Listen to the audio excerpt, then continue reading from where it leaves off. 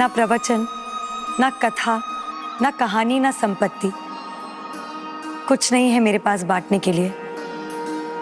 बस मेरे प्रभु गिरधर गोपाल की भक्ति ही है जो मैं आप सभी में बांट सकती हूँ।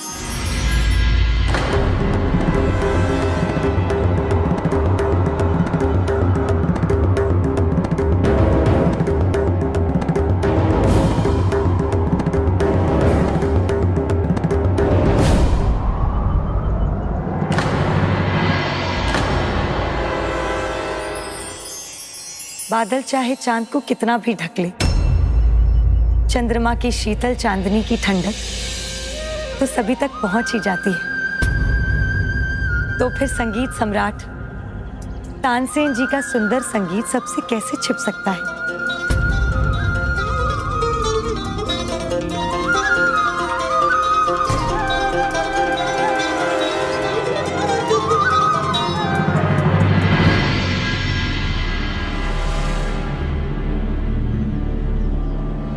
जहांपना, मीराबाई ने मुझे कैसे पहचान लिया? तुमने खुद अपना राज खोल दिया। मैंने आपको भी पहचान लिया और आपकी कला को भी।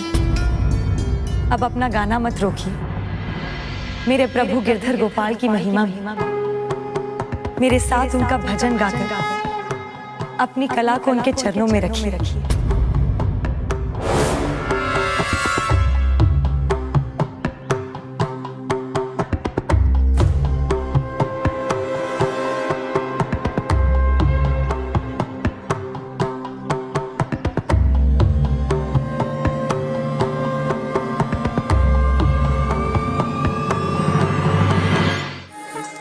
गिरधर भक्त मीराबाई की, गिरधर भक्त मीराबाई की, गिरधर भक्त मीराबाई की। नहीं नहीं तानसेन जी, मेरा नहीं, मेरे प्रभु गिरधर गोपाल का जयकारा लगाइए। गिरधर गोपाल की, गिरधर गोपाल की।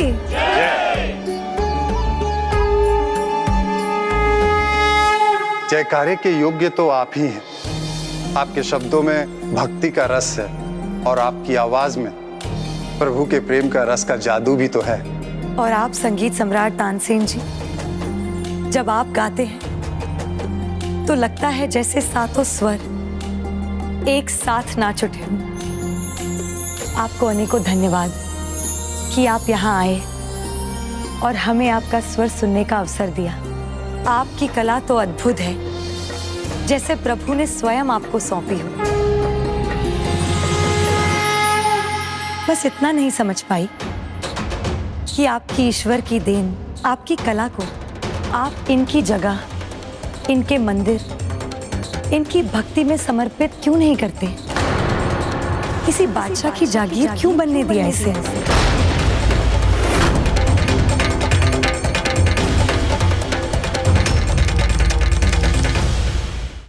नहीं नहीं, ऐसी बात नहीं। बादशाह अकबर कला के बहुत बड़े प्रेमी हैं और पारखी भी हैं। जिन्होंने संसार रचा है, उनसे अधिक परख इस संसार की और किसे हो सकती है? वो तो है मेरे गिरधर गोपाल, इस संसार के सबसे बड़े बादशाह।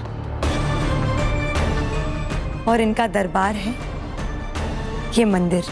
मैं आपकी बात को समझता हूँ, लेकिन बादशाह अकबर बहुत नेक है। नेक होंगे, मैं मान सकती हूँ, किंतु आपकी कला को उन्होंने अपने दरबार तक ही क्यों सीमित रखा? जबकि ये संसार पल भर में नष्ट हो सकता है। आज जो दरबार उनका है, कल किसी और का हो सकता है, किंतु मेरे प्रभु का दरबार हमेशा था और रहेगा। किंतु मीराबाई, इसमें किंतु परंतु का तो कोई प्रश्न ही नहीं उठता कलाश्रेष्ठ। गिरधर गोपाल के दरबार में अपनी कला को समर्पित कीजिए, अपनी कला को इनके दरबार की शोभा बनाइए, ना कि किसी बादशाह के दरबार। मीराबाई जी, मैं आपका सम्मान करता हूँ, आपकी भक्ति और आपके विचारों का आदर करता हूँ, किंतु मेरे बादशाह की बुराई उनके पीठ पीछे आपको ये शोभा नहीं देता। मैं कहाँ किसी के पीठ पीछे कुछ बोल रही हूँ।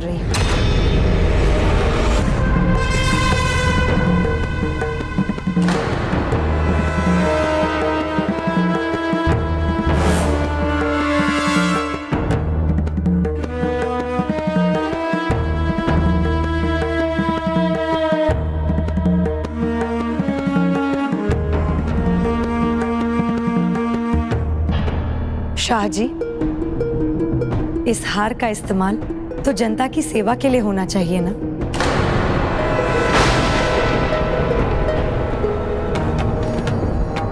तानसेन को तो उनके संगीत, उनके स्वर से पहचान लिया इन्होंने, पर मुझे कैसे पहचाना? मैं जानती हूँ, क्योंकि मेरे भीतर भी कोई बसता है।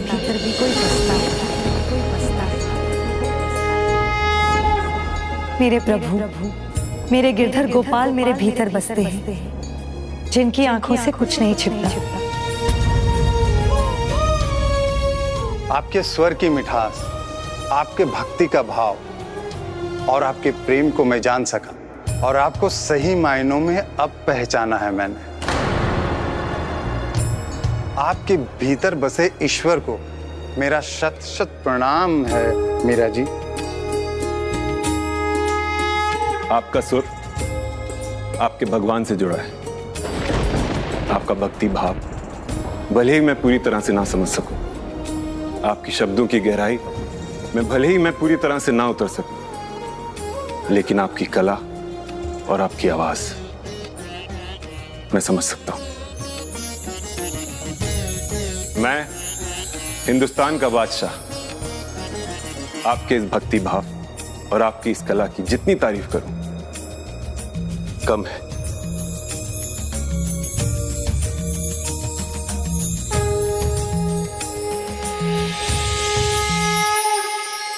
उस समय के सबसे ऊंचे पदों पर बैठने वाले मीरा के सामने नतमस्तक थे। मीरा की भक्ति उस चरम पर पहुंच चुकी थी कि एक स्त्री होकर भी समय के बहाव के विरुद्ध जाकर मीरा ने समाज में अपनी गिरधर भक्ति से अपना स्थान बनाया। फिर भी समाज का एक भाग मीरा को स्वीकार करने को तैयार नहीं था। समय बीतता गया। अब वो वृद्धावस्था की ओर बढ़ चुकी थी। जब आयु 55 वर्ष की हुई तो मीरा का तन भले ही वृद्ध हो गया था, पर उनका मन अभी भी भक्ति के उत्साह से भरा था और वो अभी भी प्रभु की प्रतीक्षा में पलकें बिछाई थीं।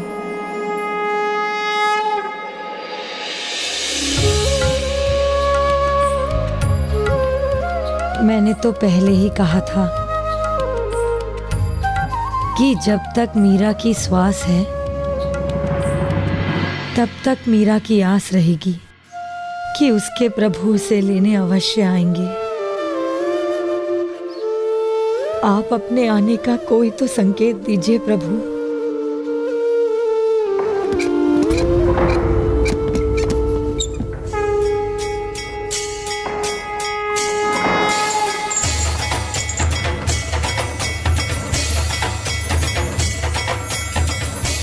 लगता है आपने मेरी सुन ली। आप ही हो ना द्वार पर?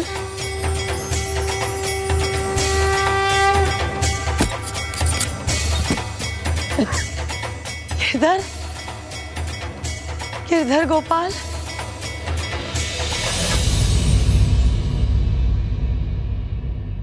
आपके आने का आभास हुआ था मुझे। वो गलत कैसे हो सकता है? अब तो आ जाइए गिरधर। आज भी आपसे मिलने का उतना ही उत्साह है मन में, पर शरीर में शक्ति नहीं रही। पर मुझे पूरा विश्वास है कि आप मुझे दर्शन देने अवश्य आएंगे। आपके गिरधर ने आपके लिए संदेश भेजा है।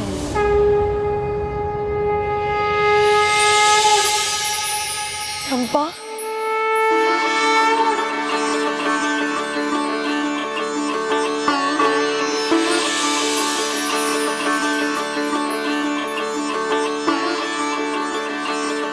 मैं आपके प्रभु का संदेश लेकर आई हूँ मीराबाई।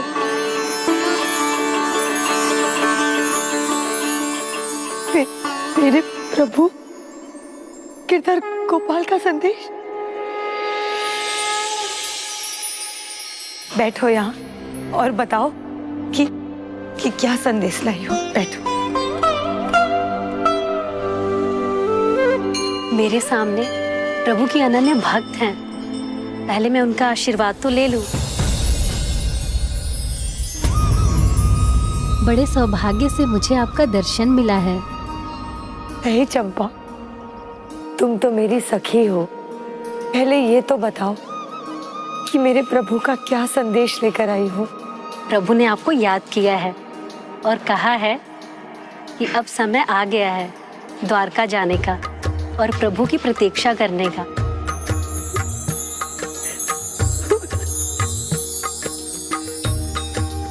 मुझे मेरे प्रभु ने बुलाया है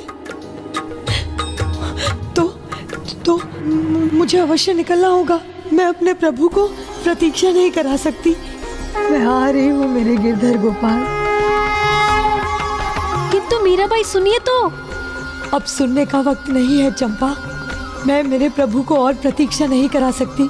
मीराबाई, मीराबाई, मेरे प्रभु, मैं आ रही हूँ।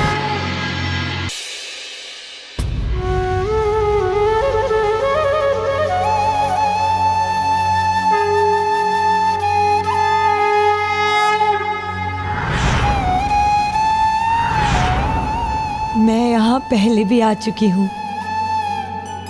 मुझे याद है,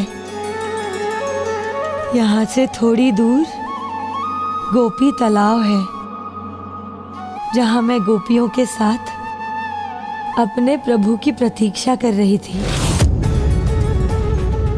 तो इस बार भी यहाँ थोड़ी देर रुककर प्रभु की प्रतीक्षा कर लीजिए ना।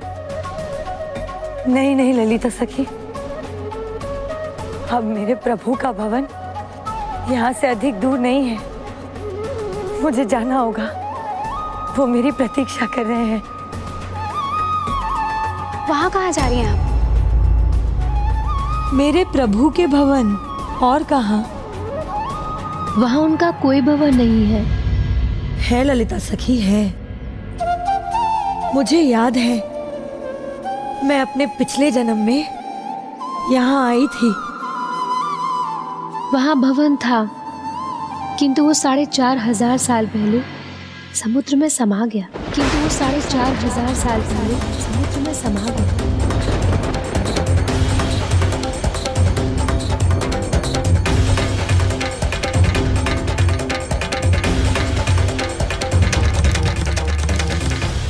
सच में यहाँ तो भवन नहीं है,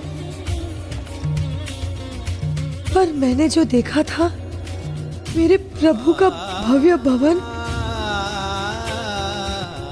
वो समुद्र में कैसे समा गया? ये कैसे हो सकता है?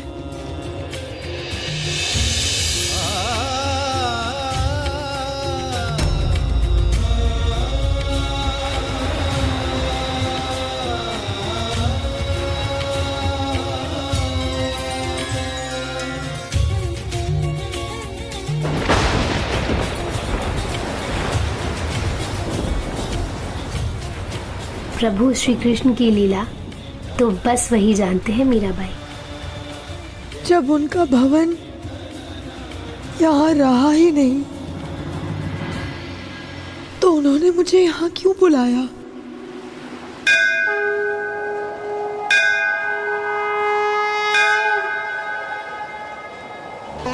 आप चिंता मत कीजिए, उनका भवन ना सही, किंतु द्वारिकाधीश का दरबार तो है। आइए, मैं आपको वहां लेकर चलती हूँ। अब चिंता मुझे नहीं, मेरे प्रभु को करनी होगी, और प्रतीक्षा भी अब वही करेंगे। उन्होंने मुझे यहाँ बुलाया है, तो अब उन्हें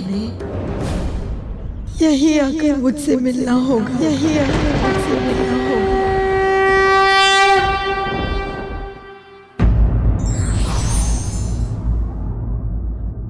प्रभु चरणों में समर्पित कला और कलाकार स्वतः ही बहुमूल्य हो जाते हैं। For more updates, subscribe to our channel, click the show links and enjoy watching the videos.